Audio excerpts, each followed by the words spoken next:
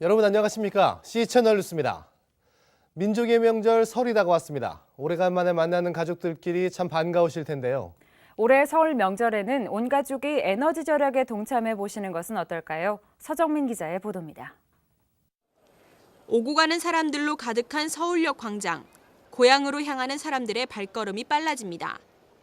설 연휴를 앞둔 서울역에는 평소보다 많은 사람들로 붐볐습니다. 열차 시간을 기다리는 귀성객들의 양손에는 고향에 가져갈 설 선물이 한가득. 이들의 마음은 이미 고향으로 향하고 있습니다. 역사에는 이번 설 연휴가 예년보다 기간이 짧아 역귀성을 시도하는 부모님들의 모습도 곳곳에서 보였습니다. 귀성객들은 오랜만에 가족들과 만날 수 있다며 기대감을 나타냈습니다. 평소 자주 만나지 못했던 가족과 맛있는 음식을 나누며 덕담을 나눌 수 있다는 생각에 고향 가는 길은 그리 힘들지 않습니다. 제가 외국에 살고 있기 때문에 이제 아기랑 오랜만에 보는 거예요. 이게 지금 3년 만에 들어가는 거라서 아마 아버님도 매우 기뻐하실 것 같고요. 역 광장에서 만난 시민들은 2013년 새해를 맞아 새로운 희망을 꿈꿨습니다. 부모들은 자식들의 사업이 잘 되고 행복하길 바랐습니다. 또 새 생명을 기다리는 부부에게는 건강한 아이의 출산이란 바람이 간절했습니다. 아주 건강하고 아름답고 예쁘게 아기가 낳았으면 좋겠고요. 그래서 우리 둘 가정에도 행복한이 가득했으면 좋겠습니다. 이렇게 고향으로 떠나는 시민들 속에서 시민환경운동단체가 펼친 특별한 나눔이 눈길을 끌었습니다. 서울환경운동연합과 에너지시민연대가 설 연휴 동안 에너지를 절약하자는 캠페인을 벌였습니다. 장기간 집을 비울 경우 사용하지 않는 플러그를 뽑고 절약과 절전을 실천하는 내용입니다. 그래서 이번 설을 맞아서 오랜만에 가족들 만나실 텐데 절전은 좀 하시면서 사랑으로 많은 나눔 나누시라는 걸 취지를 삼아서 특히 단체는 하루 중 전기를 많이 쓰는 시간대가 정해져 있다며 겨울철의 경우 오전 11시에서 오후 6시까지 절전 운동을 당부했습니다. 고향으로 떠나는 시민들에게 에너지 절약 홍보물과 온도계를 나누며 절약 운동에 동참해 줄 것을 호소했습니다. 고향에 가실 때도 가족들을 만나는 즐거운 생각뿐만 아니라 새해 복도 많이 받으시고 집에 있는 에너지는 함께 아끼면서 에너지 절전하는 착한 시민이 됐으면 좋겠습니다. 이 밖에도 시민환경단체는 겨울철 내복 입기, 18도에서 20도, 실내 적정 난방 온도 준수하기, 전기 난방기구 사용 자제 등 생활 속에서 실천 가능한 에너지 절약 과제들을 홍보했습니다. 이번 연휴 기간 영하권의 날씨가 계속돼 전력 사용량이 급증할 전망입니다. 이에 따라 최대 전력 수요가 몰리는 시간을 피한다면 누구라도 쉽게 에너지 절약에 동참할 수 있습니다. 모두가 모인 설 명절, 사용하지 않는 플러그는 뽑고 온 가족의 이야기로 훈훈한 사랑과 정을 나눈다면 이번 설 한파는 거뜬히 이겨낼 것으로 보입니다. C채널 뉴스 서정민입니다. 기초연금과 4대 중증질환 전액 국가부담 등 당초 박근혜 당선인의 복지 공약이 수정됐다는 지적이 나왔습니다. 시민단체들은 복지 공약이 방향을 잃었다며 공약 이행을 촉구했습니다. 박 당선인은 지난해 대선에서 암, 심장, 뇌혈관, 희귀 난치성 질환 등 4대 중증질환 진료비를 국가가 부담하겠다는 공약을 발표한 바 있습니다.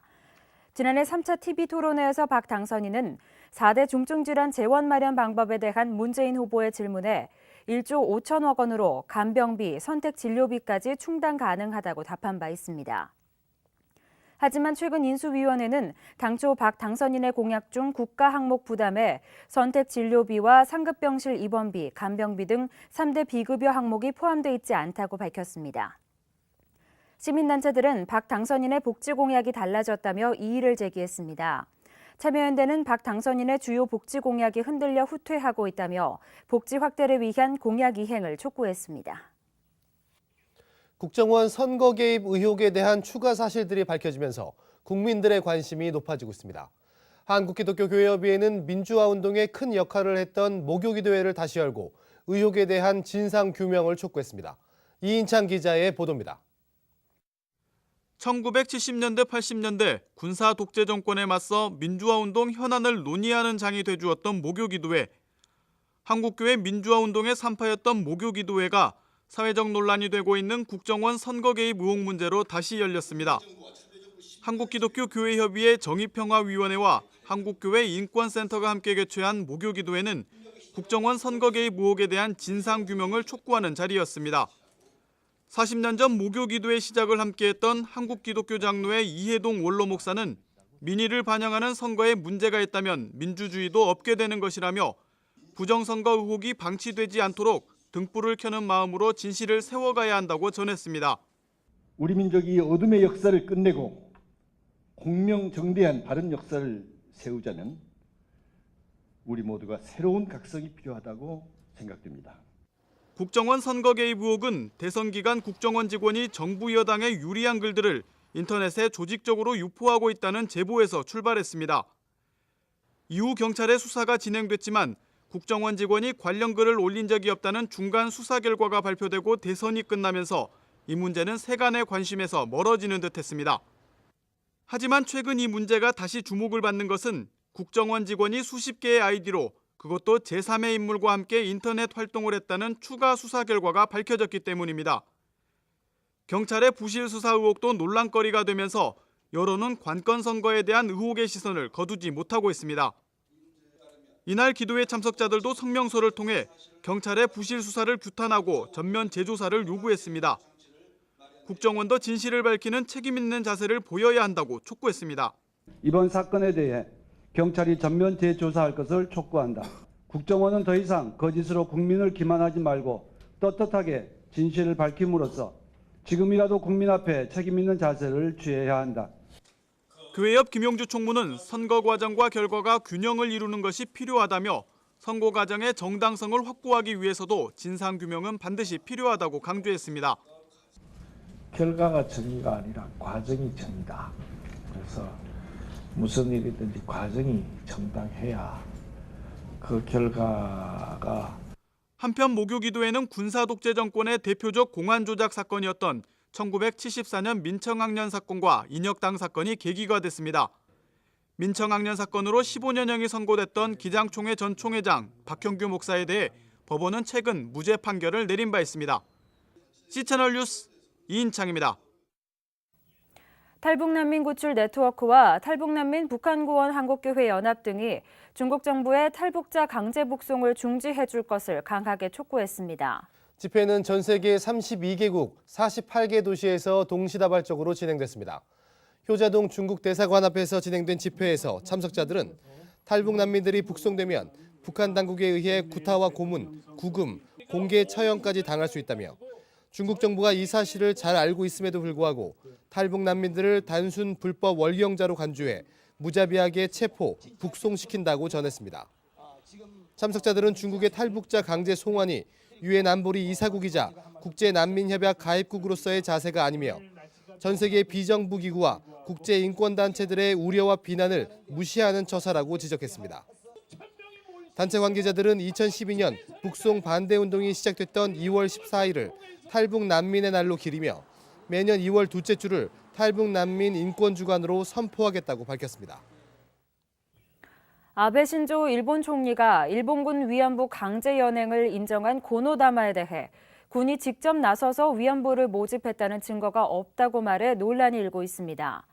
아베 총리는 중의원 예산위원회에서 고노다마에 대한 아베 총리의 명확한 입장이 무엇이냐는 마헤하라 세이지 민주당 의원의 질문에 이같이 밝혔습니다.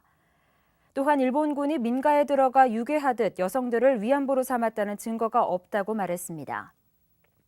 아베 총리는 고노다마가 한일 외교 문제로 발전되고 있어 담화라는 형태가 괜찮은지를 포함해 전문가들의 조언을 듣고 있다며 관방장관이 수정 여부를 검토 중이라고 전했습니다. 고노다마는 1993년 고노 유헤이 관방장관이 일본군의 위안부 강제 동원을 처음으로 공식 인정한 담화로 알려져 있습니다. 한편 아베 총리는 야스쿠니 신사 참배에 대한 질문에 제1차 내각에서 참배하지 못한 것이 매우 통한스럽지만 지금 단계에서 참배할지 여부를 언급하진 않겠다며 답변을 피한 것으로 전해졌습니다. WCC 세계교회협의회가 인터넷 홈페이지를 통해 제10차 부산총회 참가 신청을 받기 시작했습니다. WCC는 지난 6일부터 제10차 부산총회 공식 홈페이지를 통해 회원교단 총대들과 옵서버들에게 참가 신청을 공지했습니다. 이번 총회는 세계 각국 교단 총대 910명을 제외하고도 옵서버까지 포함해 약 3,500명 이상이 참석할 것으로 추산되고 있습니다. 참가자들은 349개 회원교단 총대, 참관인, 자원봉사자, 언론인 등으로 분류됐으며 인적 사항과 총회 참가 형태 등을 결정해 제출해야 합니다. WCC 한국준비위원회는 WCC 준비위원회로부터 신청서를 받아 비자와 숙소, 교통 등 기타 사항을 결정할 예정입니다. 대한예수교장로회 합동총회가 비상대책위원회의 속회 소집 공고는 자신들과 무관하다며 반발했습니다. 합동총회는 지난 2월 6일자 기독신문에 발표된 제97회 속회총회 소집 공고에 대해 임원들의 의지와 상관없이 명의가 사용됐기 때문에 총회와 무관하다고 입장을 밝혔습니다. 임원회는 비대위가 임원의 이름을 임의로 사용해 총회 임원들의 품위를 손상시켰다는 데 유감을 나타내고 속회총회 소집자가 임원이 아니라는 것을 2월 19일까지 공식 공고하라고 요청했습니다. 합동임원회는 속회총회 소집 공고가 총회의 결의나 임원회가 주도한 것이 아니라며 이와 관련된 총회장 명의의 담화문을 97회 총대와 노회에 공문으로 보내기로 했습니다. 이 밖의 뉴스와 날씨를 전해드립니다. 감리교 도신목회연합이 사회복지 사각지대에 있는 취약계층을 지원하기 위해 사회적 협동조합 감리교 따스한 이웃을 설립했습니다. 아현교회 조경열 목사가 이사장을, 중국교회 권종호 목사가 상임이사를 맡았습니다. 국제구호개발기구 월드비전이 구정을 맞아 국내 결식아동과 독거노인들에게 사랑의 도시락 2,330여 개를 전달했습니다. 도시락은 떡국떡과 장조림, 사골곰탕, 참치, 김 등 11가지 품목으로 구성됐습니다. 한반도 평화연구원이 오는 19일 명동 청월함에서 남북관계 신뢰 구축 어떻게 시작할 것인가를 주제로 공개 포럼을 개최합니다. 김형기 전 통일부 차관과 세종연구원 박종철 박사 등이 발제를 맡았습니다. 크리스천 라이프센터가 오는 25일부터 26일까지 서울 여성플라자에서 제8회 3호 세미나를 개최합니다.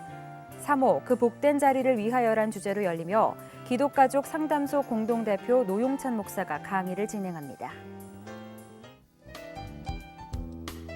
날씨입니다. 전국 곳곳에 한파특보가 내려진 가운데 살을 애는 듯한 추위가 이어지고 있습니다. 설 연휴 동안에도 날은 비교적 맑겠지만 영하권의 날씨는 계속되겠습니다. 고향 오가시는 길 추위와 빙판길에 주의하시기 바랍니다. 해상에서도 바람이 강하게 불겠고 파도도 높이 일겠습니다. 배편 이용하시는 분들은 참고하셔야겠습니다. 아침 기온은 서울 영하 13도, 대전 영하 11도, 부산 영하 5도까지 떨어지겠습니다. 낮 최고 기온은 춘천 영하 4도, 광주 1도까지 오르겠습니다. 바다의 물결은 동해상에서 2에서 4m로 매우 높게 일다 점차 낮아지겠고 그 밖의 해상에서는 0.5에서 2.5m로 일겠습니다. 주간 날씨입니다. 다음 주 화요일은 전국에 눈비 소식이 있습니다. 목요일 오후부터는 제주도에서 비가 시작돼 다음 날 전라도와 경상도로 확대되겠습니다. 이번 설은 연휴 기간이 짧아 고향 다녀오시기에 분주하실 것 같은데요. 이럴 때일수록 마음의 여유를 갖고 안전운전하시기 바랍니다. 네, 날씨는 비록 춥지만 가족들과 함께하는 시간만큼은 사랑의 온기로 가득하길 바랍니다. 즐거운 설 명절 보내십시오. 뉴스를 마칩니다. 시청해주신 여러분 고맙습니다.